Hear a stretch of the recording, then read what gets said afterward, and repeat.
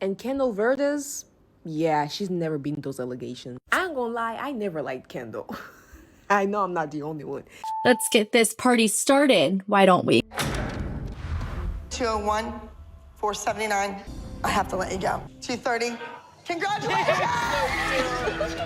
I mean, I consider myself an OG. You're OG studio hopper. I That's would what say, you are. Wait, how are you gonna say you're an OG when you were a candy apple? Guys, I was held at You were a gunpoint. Hi, I'm Jordan Sparks, and you're watching my YouTube channel.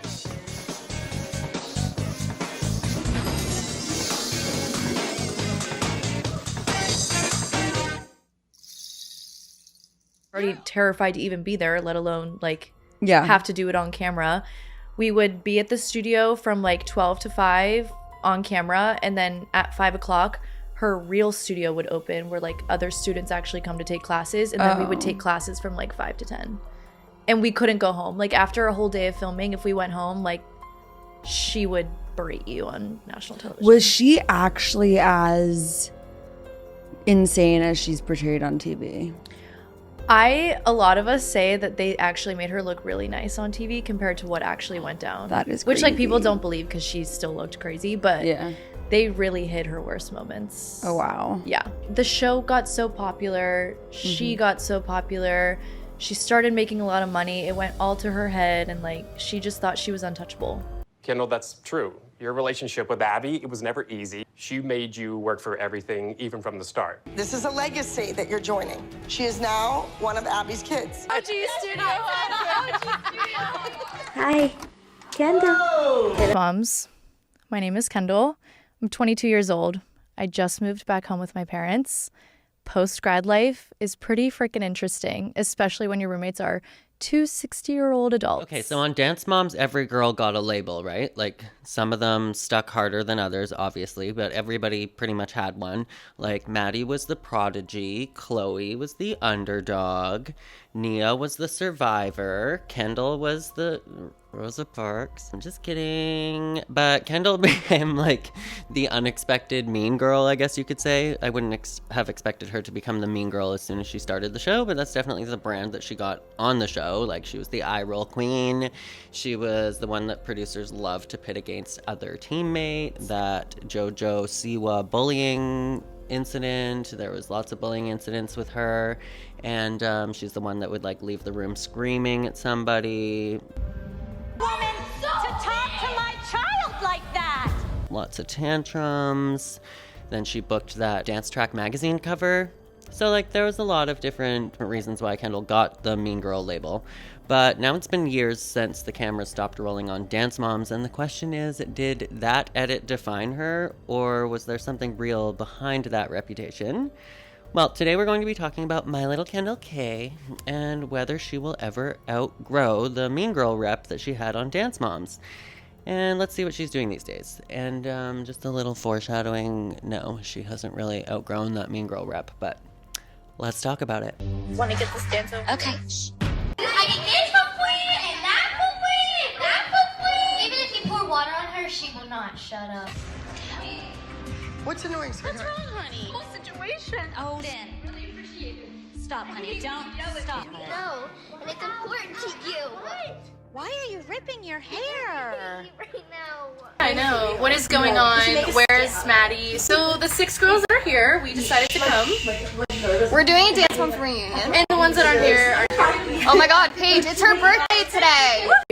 Do you remember the guy who went famous for dancing to Justin Bieber in the locker room? He was like labeled as number 7. Wait, I'm screaming you dated him? So my friends were like, wait, this would be kind of funny. Like DM him and just like see if he answers. So I DM'd him and we literally started dating. But Wait. he's from Michigan. So I would drive to Michigan to see him. He was a football player. Like he was famous on TikTok. I'm like, this is great. All right, so to get started, let's roll it all the way back to the beginning. Kendall K. Vertes was born on December 9th, 2002 in Pittsburgh, Pennsylvania. She grew up as the youngest daughter of Jill Vertes and quickly became one of the most recognizable faces from the Dance Moms franchise. So when I first made an appearance into the public eye, I was 8 years old. And I was just a little girl from Pittsburgh doing what I love, which was dancing. I Slept, ate, breathed, everything dance. My oldest sister was the one who inspired me. I was actually born the day after one of her dance competitions. And so that's why my mom was like, you need to be a dancer. I basically grew up in the dance studio. Dance moms came into my life, and it basically changed the trajectory of my entire life at the age of 8 years old. Before joining the ALDC on screen, Kendall was already an experienced performer training in jazz, contemporary, musical theater, and ballroom. She entered the show in season 2 and instantly stood out for her sharp performance quality, her big expressive eyes, and that she could be a natural pairing to go on stage with Maddie. But offstage, Kendall was known for being bubbly, emotional, funny, fiercely determined, which helped her evolve from the new girl into one of the central long-term cast members on the series. But that's where the whole mean girl reputation kind of started, because if we know dance moms, we know that they tried to brand every single girl, and like I said in the beginning, every girl got a reputation. And that's where Kendall developed the whole mean girl reputation in the first place, because honestly, the producers wanted to edit so that there could be a rival for Maddie and Chloe. And from the moment Kendall joined the ALDC, producers positioned her as the competitive one, especially against Chloe, and especially after they sent her off to the Candy Apples and then had her come back. I bawled my eyes out in my bed when my mom told me I had to go to Candy Apples. And you know what, Abby? We are going to one of those studios. We're done. Finally felt like I had my team. You're kidding me, right? I don't even know why I'm here. You had nothing nice to say to her since the second we got here. There's a lot of studios out there who would love what she does right. It's embarrassing. Yeah. Once I came back from Candy Apples, I think the stakes were a lot higher for me. Trying to put her in a place where it's like, this is an outsider. She is a competitor, not one of us. We must compete against her. So how did you handle the pressure then? I cried all the time. And she was often given storylines where she appeared jealous of solos, jealous of people's placement on the pyramid, or her mom would be freaking out that she's still on probation. Kendall, you are back on probation. Are you kidding me? And the editing amplified her reactions, making like small eye rolls or crying. So they kind of started that right from the very beginning. And I was a brat about it sometimes, but those were my true emotions. But then there's obviously Abby's favoritism, which made Kendall look bitter, because it was always like, oh, you just want to be Maddie. It's the same thing that they did to Chloe in season 1, but Abby consistently compared Kendall to Maddie and all of the core girls, but especially Maddie, and Kendall would get visibly upset when Abby gave special treatment to the others, and instead of showing the reason, like the humiliation rituals that Abby would put them under, or like obviously the pressure to compete week after week, the impossible standards to literally be another person on the team and be just like them when you're your own person, the show framed it as like an attitude or being mean-spirited and being actively manipulated by her dance teacher and the producers so that she would have a reaction, which we saw in later seasons, that she would say like, I don't want to talk about this on camera, which it's like, she knows, she has the wisdom after being there for so many seasons to know that it doesn't matter how she reacts, they're going to make a negative edit of her anyways. So that's kind of where the reputation started, and then obviously she got typecasted as the mean girl for the Dance Track magazine shoot, and then she booked it. So that was kind of like solidifying to the cast, like, hey look, she is a mean girl, she looks the part, she can be the part. And then we had the edits going forward amplifying that to make sure that Kendall looked like a brat on the show. And of course they played out the storyline of the bullying between the girls, which didn't make Kendall look very good. And what I find the most curious is from all of the Dance Moms fans watching from the outside, they're always like, why is Kendall here at this event with JoJo, like even 10 years ago? But it's like, Kendall just said on these podcasts that of everyone from Dance Moms, she's the closest to JoJo and Kalani, and that her and JoJo message, and JoJo will tell her to recreate something for TikTok. And I'm like, what? I thought you guys were the ones that didn't like each other. So interesting how that worked out and that they're still in touch to this day. But other people have called her a clout chaser for that and saying that she's only involved with JoJo to try and benefit from it, like a parasitic type relationship. Let me know what you think about that down in the comments, but that could definitely be something that is still aiding to the mean girl reputation. Since Dance Moms ended, Kendall's parents kind of thought, well, you missed so much of your regular childhood, so we want you to at least have some regular childhood. So they made her enroll back in public school. And she did want to like just move out to California and start being an influencer into dancing and doing the same thing that she saw her peers doing. But she did end up going to a public high school. And then after that, she was like, okay, I'm going to California right after this. But her parents said, no, you're going to college. And she's happy that she did. But she went off to university. She joined a dance team. Then she quit the dance team. And now that she's graduated university, she is living back at home with her mommy, Jill. So I was born and raised in Pittsburgh, Pennsylvania. Okay. Nothing exciting. Then we shot a few seasons of Dance Moms in California. So I lived out there for like 4 years with my mom. Then I came back home, tried to be a normal person, go to high school, meet new friends, have a life. Okay. Then my mom was like, you need to go to college. And at first I really fought her on it. I'm like, no, I'm not going to college. Like, I'm going to move out to LA and be an influencer, which wasn't really popular at the time. Yeah. And she was like, no, you're going to get a degree and then you can do whatever you want. So then I went to James Madison University in Virginia. Mm-hmm. Then I moved back home. What was your major?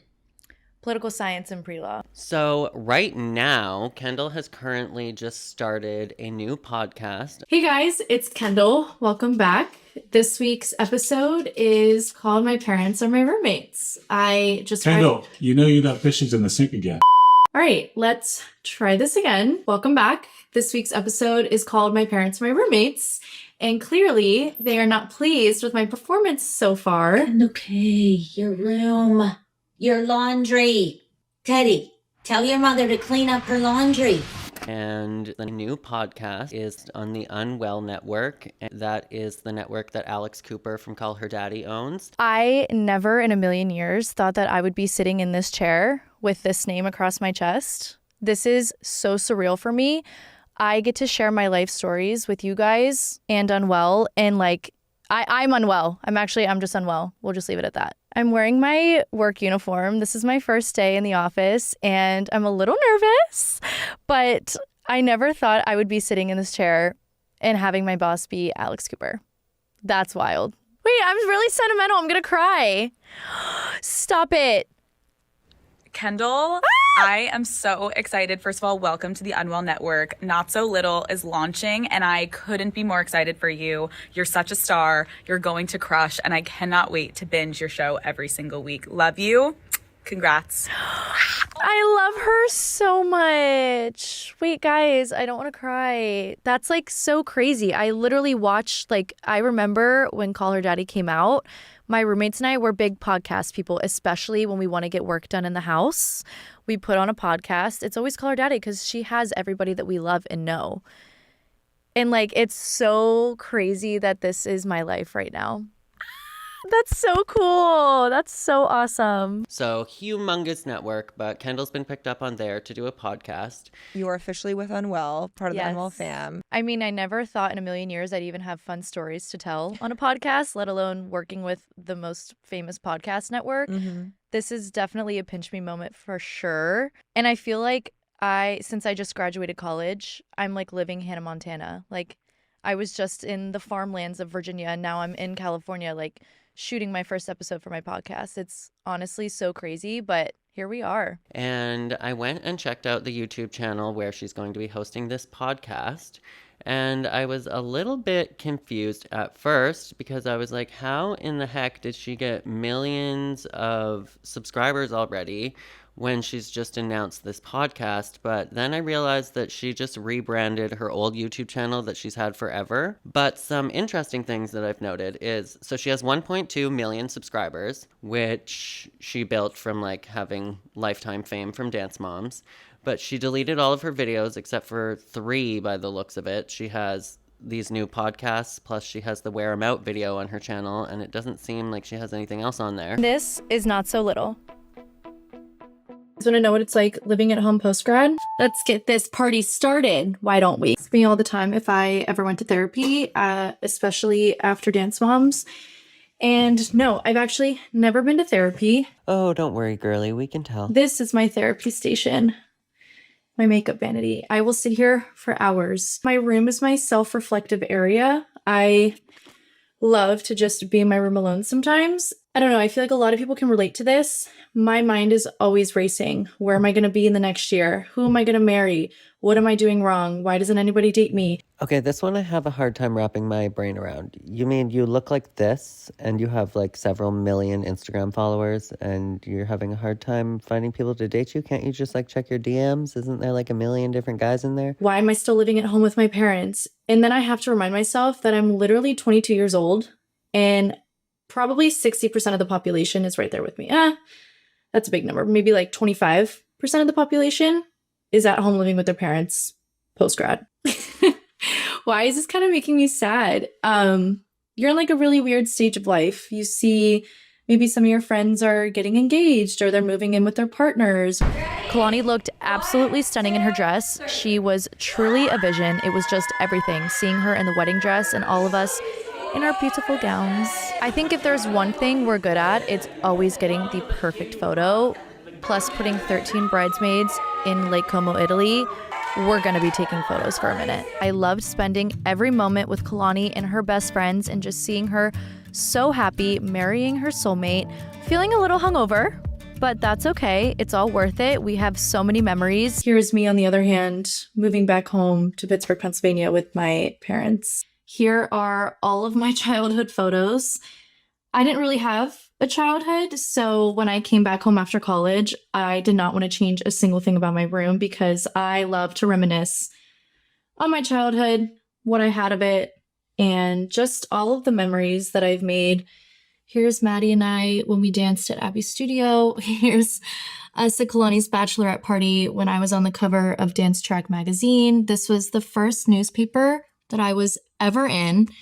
I don't even know where this photo is from, but here's a picture for all my dancers. This is a picture of me and Travis Wall. My mom and I's, maybe not first red carpet, but definitely a red carpet from a while ago. The first movie I ever filmed.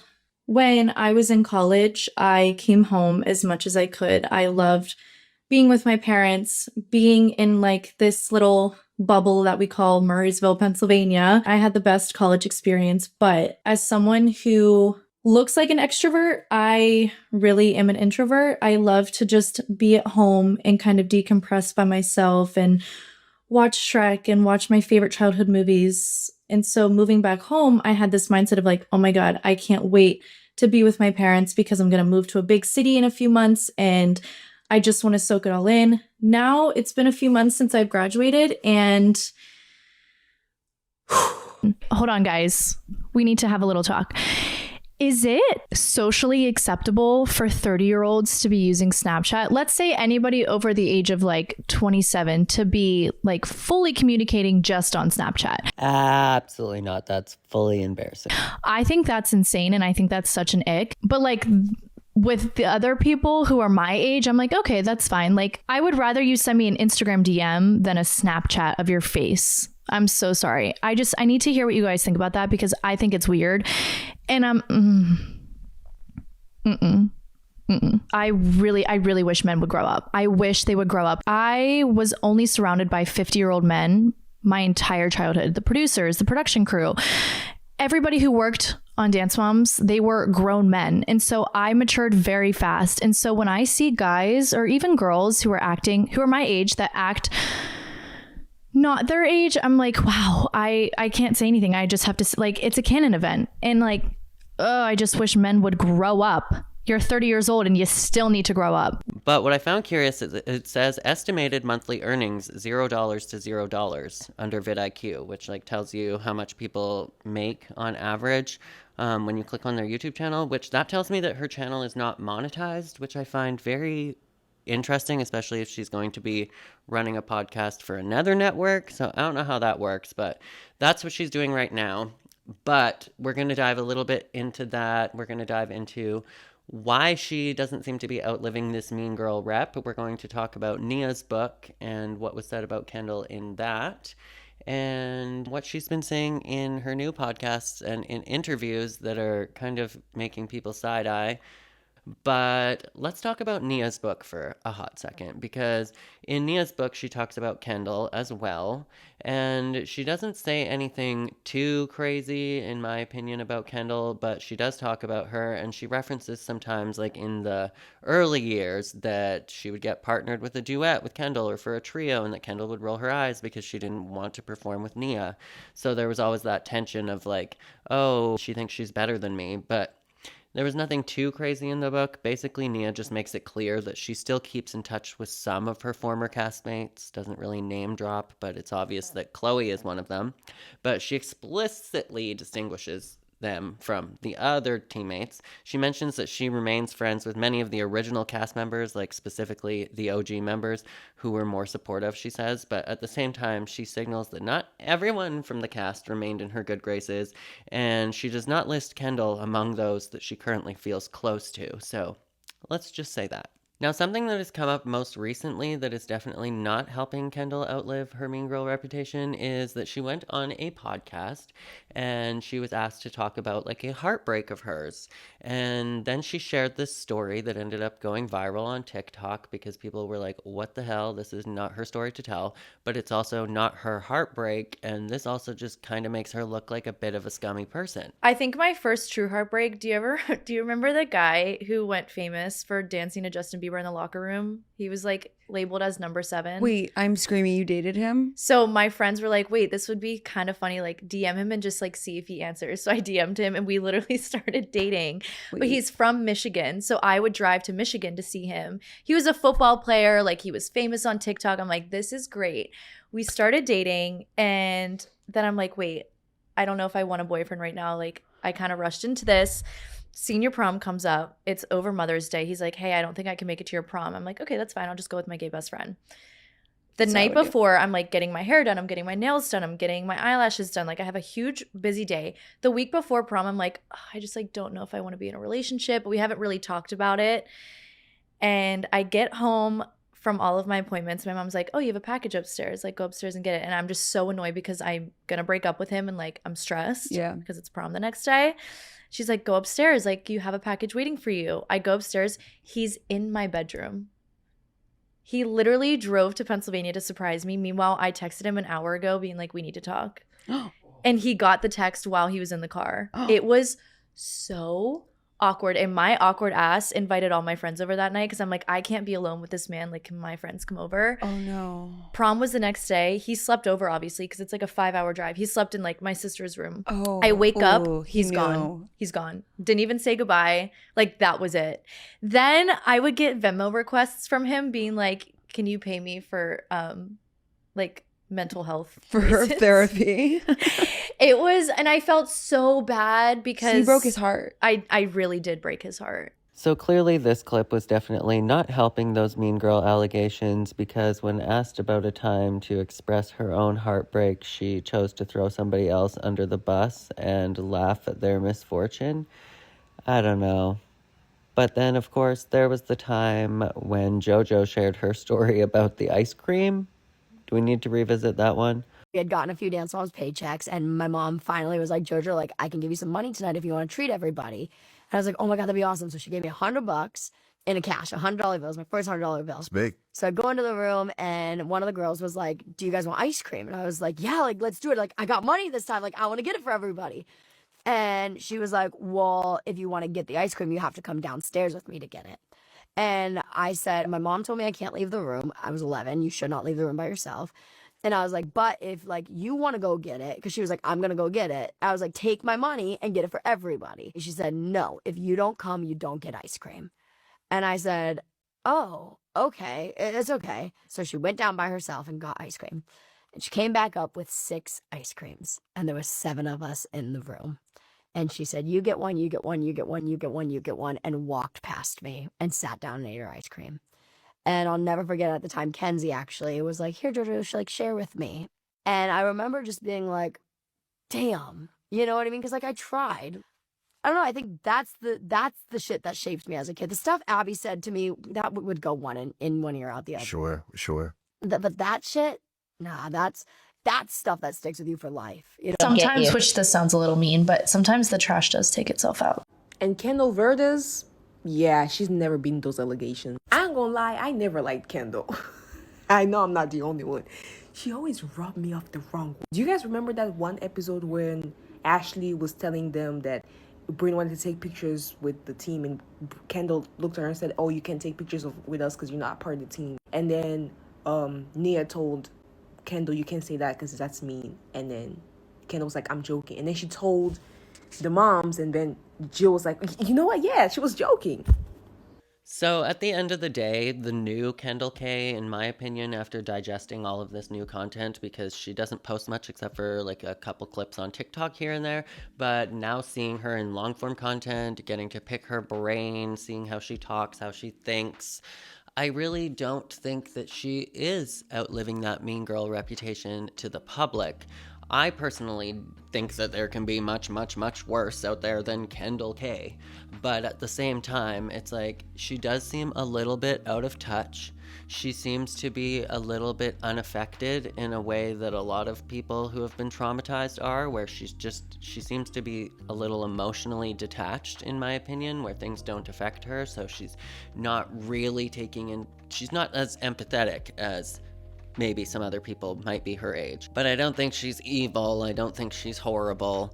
I do think that a lot of people are still going to criticize her for thinking that she is a Trump supporter, whether she is or whether she's not. She has mentioned that she would get ripped to shreds if she went into politics, so that makes me think that yes, she is still a Republican and she's still Republican leaning. Right now, I am trying to just figure out, what do I want to do? I have a degree in political science and pre-law. I'm probably not going to do anything with that, if I'm being completely honest with you guys. Law school, maybe in like 10 years. I'll pull a Kim K. I'll be the next Legally Blonde. I don't know.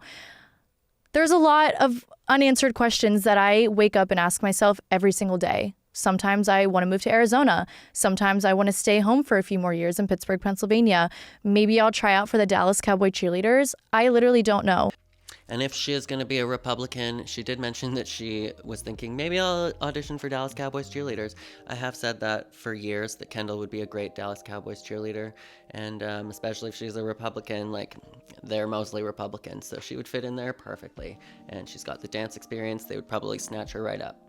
But yeah, I don't know. After listening to some of these interviews, I was like, oh, you know what? I think that there's something here. Like, she seems like she's done a lot of growing. She seems really funny. She seems like she's got a good head on her shoulders. But then the more interview clips that I watched, I was like, what? You seem to think that other people's suffering is like kind of funny.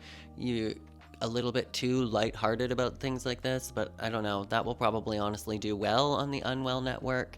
It's kind of giving like the same vibes as Tana and Brooke on the Canceled podcast, which, I don't know, there's a huge audience out there. There's people that love to gobble that stuff up, but I just don't think that it's Kendall's audience. So unless she's able to create a new audience for herself from this podcast, I'm not so sure that I think that this podcast is going to be crazy successful, especially with where Kendall is at today. But that's if she's only going to be exclusively leaning on her Dance Moms audience. Because people that watched her from Dance Moms, they have a specific image of who she is in mind. They have put a responsibility on her as somebody that has been a public figure. They know her background and they know what she's been through, so they know that she should have a certain level of empathy for people and in certain situations because she's been in those situations herself. But if it's a brand new audience, I think that there's lots of people that will be able to relate to her where she's at now. But I don't think it's going to be a lot of the Dance Moms audience. But that's my take on this. Let me know your thoughts on where Kendall is at today and whether you think she's ever going to outgrow this mean girl rap. But that is it from me for today's video. If you like, you can check out my Patreon in the pinned comment. Thank you to all of my patrons for supporting this video and this channel. What's wrong? Mommy kept yelling at me. No, and it's important to you. Oh my. And you can check out my last video talking about the exploitation of Maddie Ziegler here on screen. And as always, make sure to be weird, be wild, and stay sparkly. And I'll catch you guys in the next one. Bye, guys. Sick of this! You're just jealous that Brenna's had a better season than Kendall. The older you get, the less friends you have. I used to think that you needed an abundance of Right, you friends to just have a need good a life. couple really you just core need, like people. you've Yeah. had your core, you've had your core of It's important. Okay, so my complaints through for the Dad. years, you will find out who your good core friends are, the ones that stick with you through thick and thin. Yeah, that believe in you, and then you'll weed the other ones out that just don't. Also, don't get sometimes, you. which this sounds a little mean, but sometimes the trash does take itself out, you know?